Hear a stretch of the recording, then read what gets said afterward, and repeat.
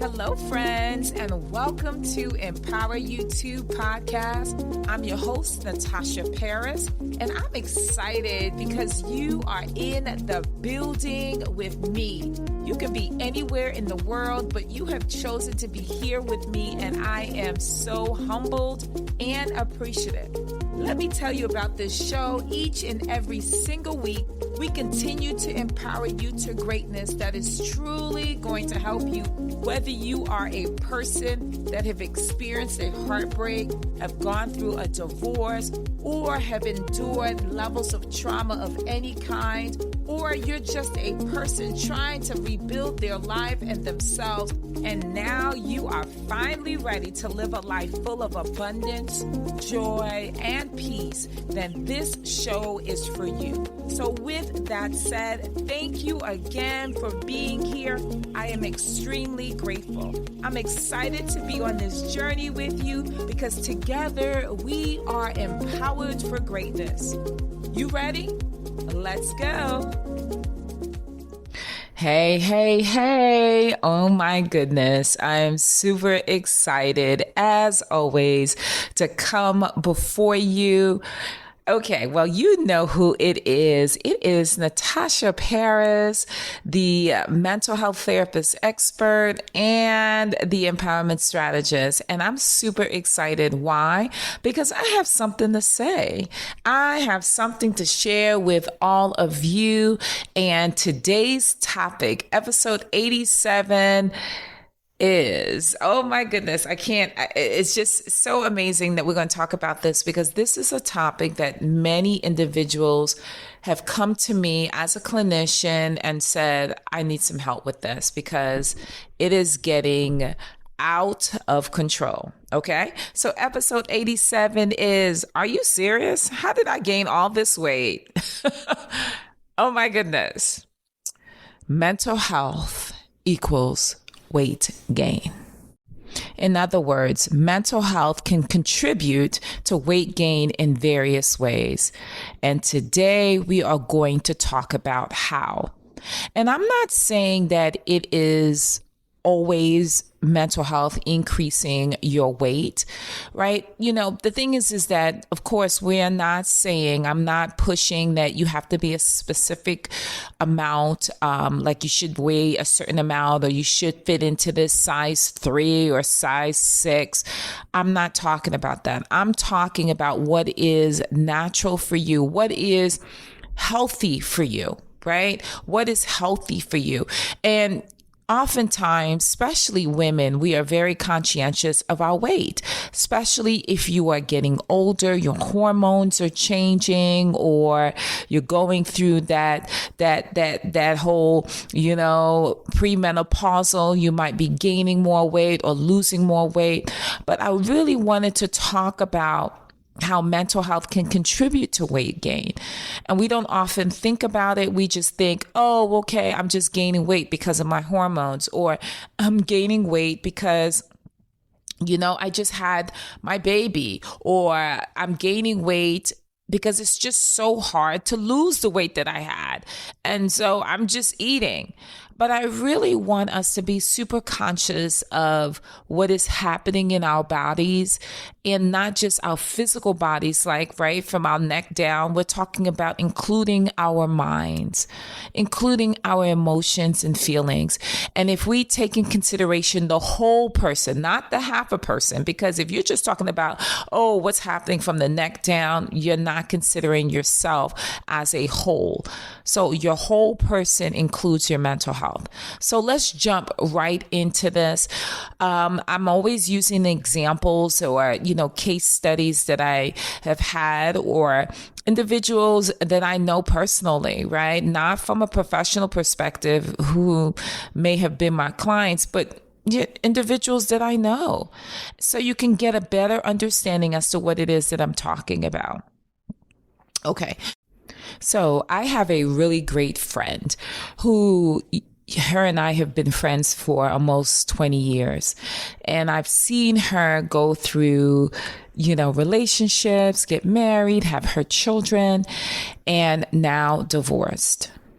Now she is in the dating, pool. And she got with this man. I was going to say young man, but she got with this man who initially, was really good to her. But then 6 months later, he became very jealous, he would isolate her. Like, I wouldn't speak to her for some time. I would call her and she wouldn't pick up.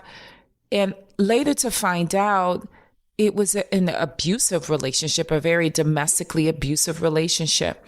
And when I saw her after not seeing her for like 3-4 months, she gained so much weight. She went from a size 6'7" to a size, get this, 16.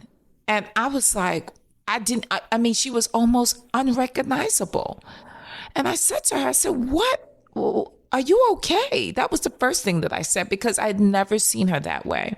And I'm not dissing, or I'm not shading, the big girls. I'm not shading them at all. But this was a woman that took pride in the way that she looked, and she worked out, she slept well, she ate well. So it was very surprising to see her go from a size 6 to a size 16. And what I came to realize was that she was severely depressed. And of course, like I just shared with you, why she was depressed.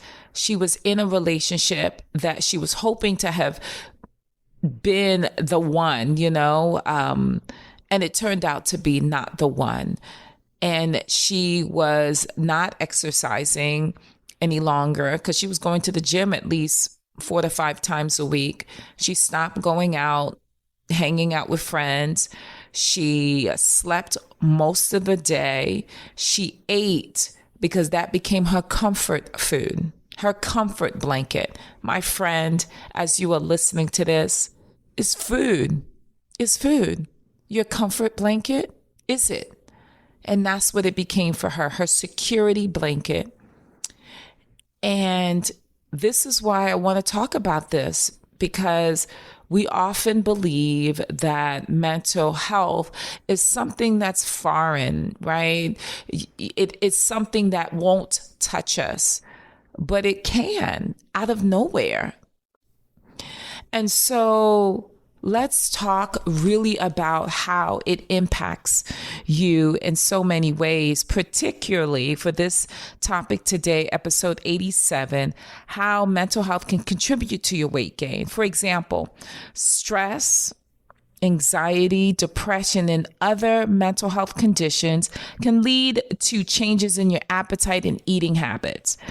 What I know for sure is that when you are severely depressed, or you have anxiety, or you're stressed out, some people don't eat.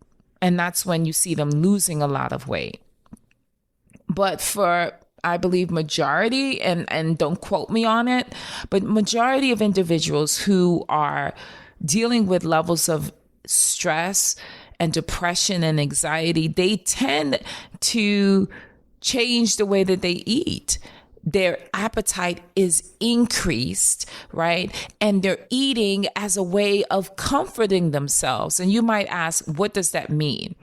Well, it's like, having someone to give you a hug. And if that food or that chocolate cake or that ice cream tastes good, you want the feeling of feeling good always, because you're hurting. You hear what I'm saying, my friend? You're hurting. And so you want to decrease the hurt by having something on your taste bud that tastes good, right? Because you're missing out on what's good. And so for you, your mind has made this connection that food is good, even though, like my friend, I'm being domestically abused. Or like my friend who was extremely stressed out. And so to relieve her stress, she ate. Okay? And so let's talk about why people turn to food. Like I said, they turn to food as a comfort. They turn to food as a way of coping. I'm going to stay there for a little bit. Coping. And what that means is it becomes a crutch. The food becomes a crutch because if you don't hold on to the food, what do you have? You have pain, you have hurt, you have disappointment. And this can lead to emotional eating. I'm sure you've heard some celebrities talk about it. I know Oprah Winfrey has talked about it on several occasions. She talked about how she found herself gaining weight when she was unhappy. Luther Vandross, right? Rest his beautiful voice. He ate when he was depressed.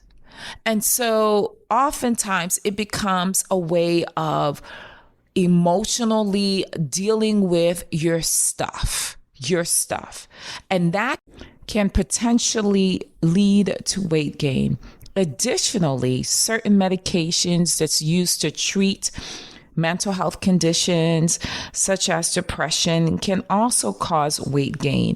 And I need you to understand, if your doctor have prescribed medication to support a decrease in your depressive symptoms or in your anxiety, please consult with your doctor so your doctor can find a better medication that has less side effects or does not have the side effect of weight gain. All right. Another piece that I want you to also be very conscientious or cognizant of is that mental health or issues that you're dealing with, such as lack of motivation or energy due to your mental health issues, may also result in a decrease of physical activity. In other words, if you are depressed, more often than not, you'll find individuals wanting to sleep in more often. They want to have the covers over their head. They don't want to get out of bed. They do not want to get out of bed. The things they used to do, they've chosen not to do because it takes so much energy to do it because you are mentally exhausted. And that in itself, a lack of activity can also increase your weight. So it's essential to address and manage your mental health concerns in a way that's very holistic, in a way that will maintain your healthy weight, right? So I want you to know that mental health or mental health concerns or lack of emotional wholeness, I love that, lack of emotional wholeness can lead to weight gain. So when you look in the mirror and say, are you serious? How did I gain all this weight? Well, I want you to take note of your mental health and what's happening. So now, of course, now we're going into actionable steps. You know what I say. I want you to be in a place where you understand and you're educated on the topic at hand. But I also want you to be educated on what to do if it's you. If that is you and you're wondering, how did I gain all this weight? What's going on with me mentally and emotionally? Well, here are some actionable steps. If you are looking to manage your weight gain while dealing with a mental health concerns such as depression, anxiety, stress, here are some actionable steps. Okay, first and foremost, I want you to speak to a professional. I want you to consult with someone like myself, right? A mental health professional to address your depressive symptoms, because it would not be in the order of treatment to address your weight gain if I don't address your depression first. I'm going to say that again. It is important for you to address what is causing you to be in this place. Once we address those specific things as it relates to your mental health, then we can work towards decreasing your weight gain. Okay, so it's really effective if the professional that you've spoken to can help you regulate your emotions and behaviors, which also include how you are eating. I hope you're picking up what I'm dropping, my friends. I hope you are picking up what I am dropping. And let me say this. If this episode is resonating with you to the 120%, then you need to hit that 5-star button, and you need to also share this with at least 3 of your friends, because you never know what people are dealing with behind closed doors. I'm going to say that again. It is nothing for you to just share this episode, because remember, sharing is caring, and you want to share information that can possibly, potentially change the trajectory of someone's life. Okay. All right. The second thing is, I want you to maintain a balanced diet. So after you've sought out professional help, I want you to begin focusing on what you are consuming. What does your meals look like? Are you consuming meals that are nutritional, such as fruits, vegetables, whole grains, lean proteins, and healthy fats? When you are dealing with emotional disconnection, emotional baggage, depression, stress, trauma, it's so important for you to avoid emotional eating by practicing mindful eating, my friends, and being aware of your hunger cues. What that means is being very conscientious of the food that you're putting in your mouth. Do not just eat just because you're angry or sad and you just go in your refrigerator. You're not even paying attention to the things that you're picking up, and you're just eating. Right? So it's so important for you to pay attention. And also, what I do in my own household is I don't have those heavy duty foods, those foods that are heavy, those foods that are not the most nutritional. Why? Because when I'm tired or when I am, a bit stressed, I'm going downstairs to look to see what I can eat. It happens to the best of us. But when I don't have it, it's cool. But if you have it, it's easy. Okay. When I say it's cool, it's harder. And so I resort to eating healthy snacks, almonds, carrots, Greek yogurt, things that are healthy as opposed to things that are unhealthy. Okay. The third is it's important for you to stay physically active. I tell all of my clients, all of them, that it is important when you are feeling depressed or feeling anxious that you should go to the gym. And of course, oftentimes they say, I don't have the energy. And you know what I say? I say that it is so important for you to aim for at least 150 minutes of moderate intensified exercise per week, such as walking, cycling, or swimming.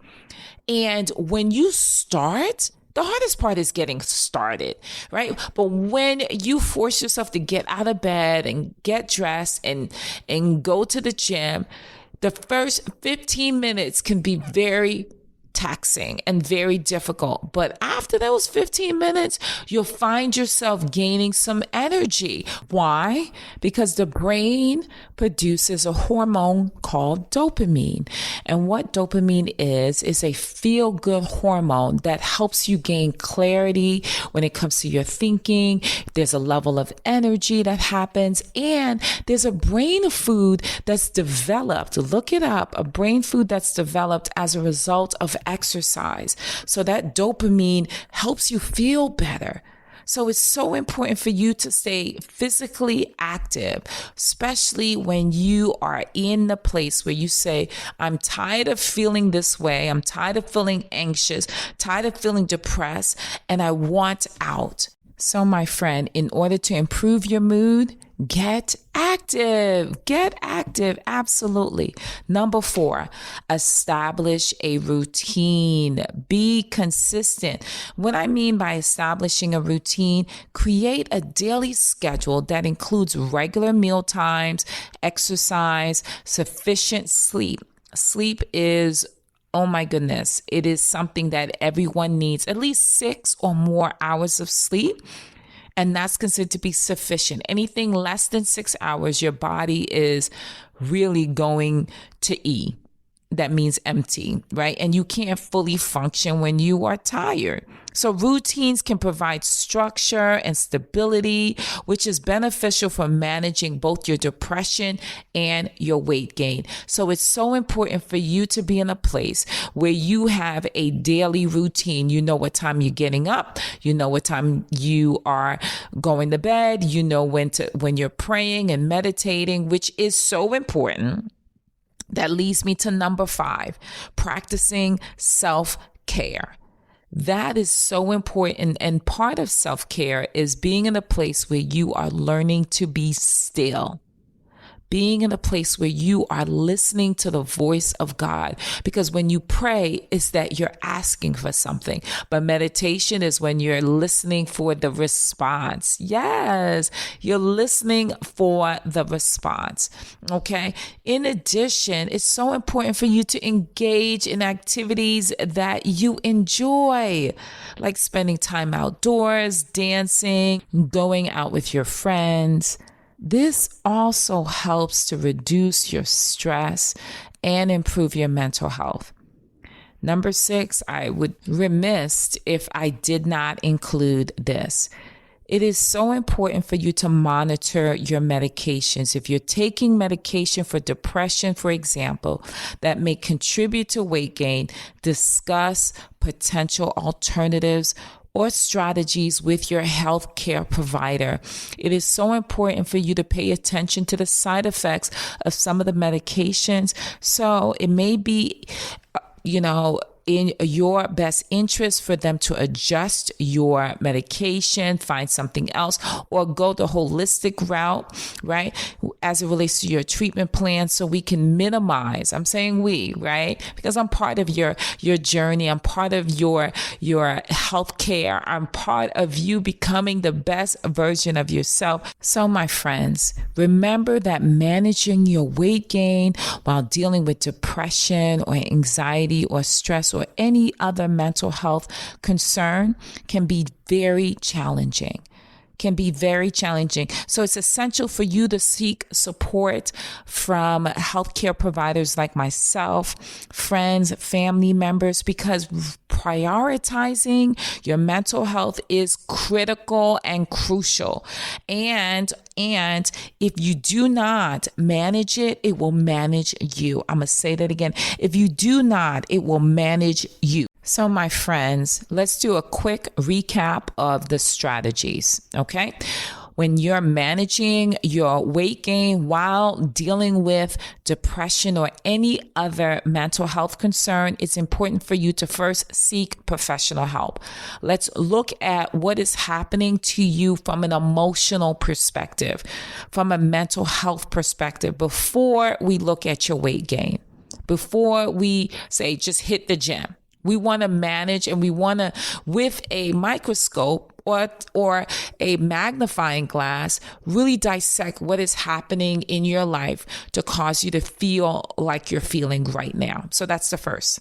Seek professional help. The second, it's important for you to be very conscientious of the food that's going in your mouth. So it's important for you to maintain a balanced diet. And so you have to be aware of when you're hungry, what you're eating, what is in your cupboards, what is in your refrigerator.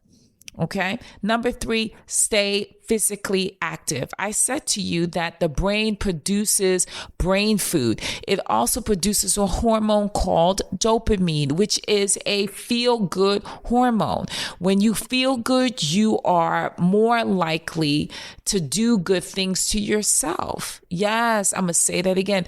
Do good things to yourself, such as drinking lots of water, such as being around people who love you. But when you're depressed, you're not going to do the good things. When you are not working out and you're under the covers, you just want to be left alone. And that's not an option. It's not, my friends. So it's important for you to be physically active. And like I said, the first 15 minutes can be tough. But once you get past the 15 minutes, oh, here we go. Here is the new version of you. Number 4, establish a routine. Have a schedule. Write it down. When do you want to get up? What do you want to do when you first get up? Right? What time do you have your meals? Creating a schedule helps you. It really is beneficial when you're managing and decreasing your mental health concerns and also looking to lose weight. Practice self-care. Do the things that you love. Meditate. Be around friends that love you, right? Do the things that you show you that you love you. I'm going to say that again. Do the things that will show you that you love you. Number 6, monitor your medications. It's so important for you to be very aware of what are the side effects of specific medications, whether it's for mental health or whether it is for your diabetes or blood pressure. Just be very conscious because some of those medications, the side effects may be weight gain. So as we close, I love to give an empowerment assignment because it's all about what you can do today, not what you can do tomorrow or next week or 6 months from now. I want you to be in a place where you could say, I could start this tonight or this afternoon or this morning. Why? Because that's what I do. Natasha Paris is in the business of supporting you, in the business of helping you become the best version of yourself. Okay. So the empowerment assignment is ask yourself, is this me? Have I gained lots of weight and I still have not made the connection that it has something to do with my emotional health? That's all. That's the assignment. I know you're like, is that it? Yeah. Because that is exactly the place I want you to start, by admitting that there is something there. Something is not right. Because admitting is the biggest hurdle that you would have to endure. Once you admit what is, oh my goodness, everything else is smooth sailing. So that's your empowerment assignment. Take a look at your life. Take a look at who you are. Look at that woman in the mirror. Look at that man in the mirror and tell me what you see. And tell me what you see. So again, it's so important for you to prioritize your mental health because it is crucial. And weight management can be a part of your overall goal for well-being. Because if you are not good, how can you be good to others that love you or others who are connected to you, like your children, your spouse, your friends, your parents? You can't. You can't pour into someone's cup when your cup is empty. That doesn't make much sense. But lots of people try to do it and then they find themselves in a corner in a fetal position, sucking their thumb. And I'm saying that because it happens. So I'm your girl, Natasha Paris, super excited to have been your guide on this journey to becoming emotionally whole. And again, you know what I say. Come on, say it with me. If you've been following me and listening to my episodes, you know what I'm going to say. Be empowered for greatness, because without greatness, there's no you. And without you, there's no greatness. Bye.